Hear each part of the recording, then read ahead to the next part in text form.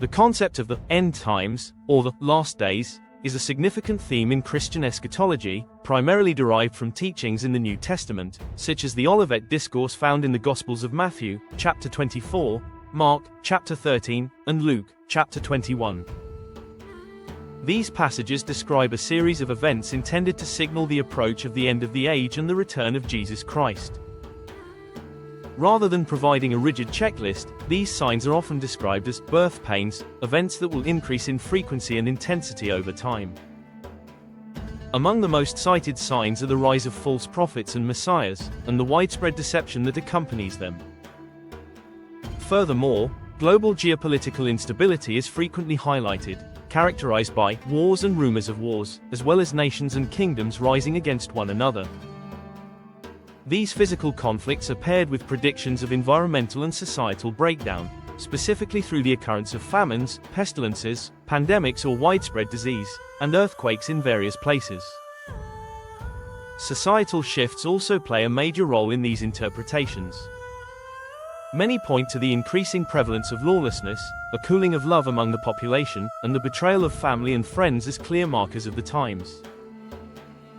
This period is also described as an era of perilous human behavior, where individuals become lovers of self, money, and pleasure rather than lovers of God, marked by pride, unthankfulness, and a lack of self-control. Religious and spiritual conditions within this period are central to the prophetic narrative. A primary indicator is the global increase in the persecution of Christians, who are expected to face hatred and tribulation for their faith.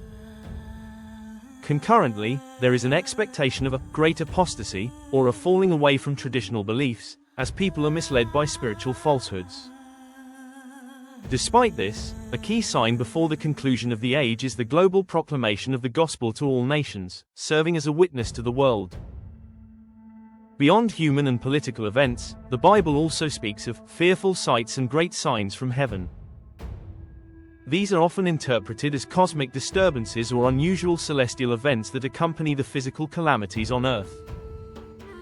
Some theological traditions also include more specific prophetic markers, such as the significance of the nation of Israel, the potential rebuilding of a temple in Jerusalem, and the eventual rise of a singular world government, or the figure often referred to as the Antichrist. Ultimately, these signs are viewed by believers not merely as indicators of doom, but as a call to spiritual vigilance.